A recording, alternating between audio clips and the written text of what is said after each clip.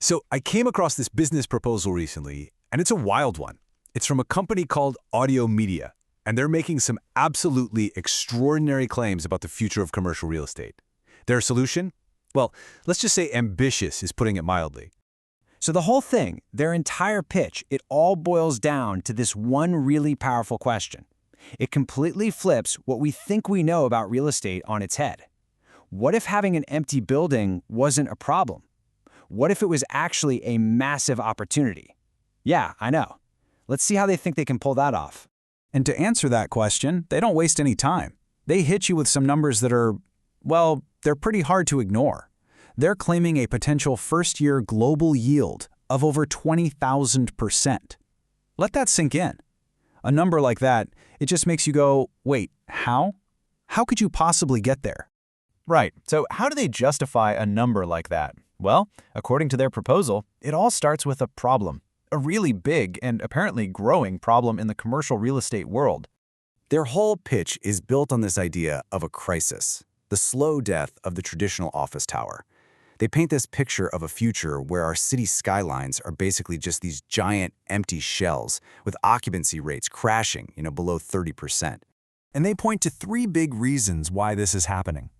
First, the whole work-from-home trend, they say that's not going anywhere. Then you've got AI coming in and replacing a lot of office jobs. And finally, companies are just slashing their office space to save money. Put it all together, and it's like a perfect storm for building owners. So, faced with this crisis, as they call it, OTTIMEDIA comes in with their big idea, their solution, a way to take this huge, empty liability and turn it into, well, an even more massive asset. So what is their business? It's basically about completely rethinking what a skyscraper is for. Forget about it being just a big box full of offices. OTTIMEDIA wants to wrap the entire outside of the building in a giant digital video wall. Yeah, exactly. You're not renting floors anymore. You're selling ad time on the skin of the building. It's like turning this giant, static piece of concrete and glass into a living, breathing media platform that's constantly making money. Okay, that's the big picture. But how does that actually work as a business? How do they get to those crazy profit numbers? Let's break down the mechanics. They lay out a pretty straightforward 5-step process. Step 1 is the actual installation. But the real secret sauce, according to them, is in their pricing and how they handle the cash flow. That's what's supposed to create this explosive growth. Okay, first up is pricing, and it's aggressive. The document makes this comparison, claiming their rates are, and this is a direct quote, 120 times extremely lower than what you'd pay in a place like Times Square.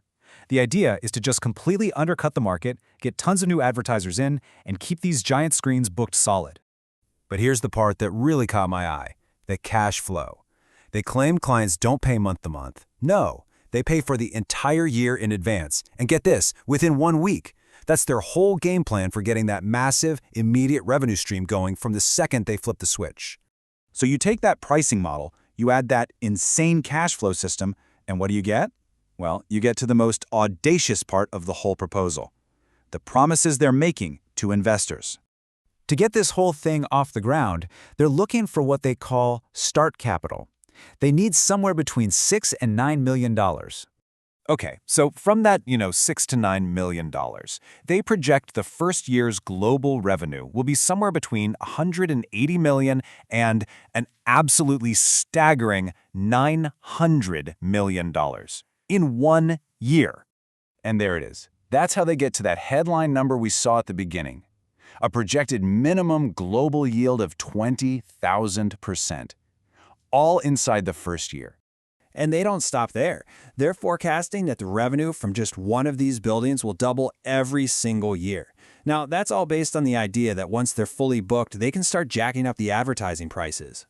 And they're not exactly shy about how great they think their idea is. They literally call it, and this is another quote, the best, simple, highly profitable, unparalleled, and absolutely unattainable business model. So yeah, confidence is not an issue here. Okay, so the numbers for investors are wild. But what about the people who actually own these empty skyscrapers? What's their incentive to do this? Well, the pitch to them is pretty simple. This isn't just about making up for the rent you've lost. This is about creating a whole new revenue stream that could, according to their math, be way bigger than the old one. So here's what they're offering the building owners. They get a base rent just for the facade. They get a big 20% commission if they bring in advertisers, they get free ad space for themselves, and, this is a big one, they argue that the spectacle of it all will actually attract new office tenants, making the whole building way more valuable. But it doesn't even stop there. They go one step further and say, hey, you can use these giant screens as a sales tool for other expensive properties. They call this smart synergies. So the process is basically this. Create slick video ads for, say, 10 luxury homes. Blast them on the giant screen to get the attention of rich, busy buyers. Then bring those buyers into an office, show them the detailed videos, and let them, psychologically, pick one. The claim is this whole thing can sell a multi-million-dollar property in just a few hours.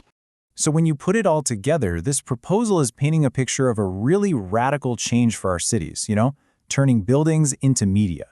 And it kind of leaves you with one big question to chew on. Is a city full of skyscraper-sized TVs the actual future of our skylines? Or is it something a little more dystopian?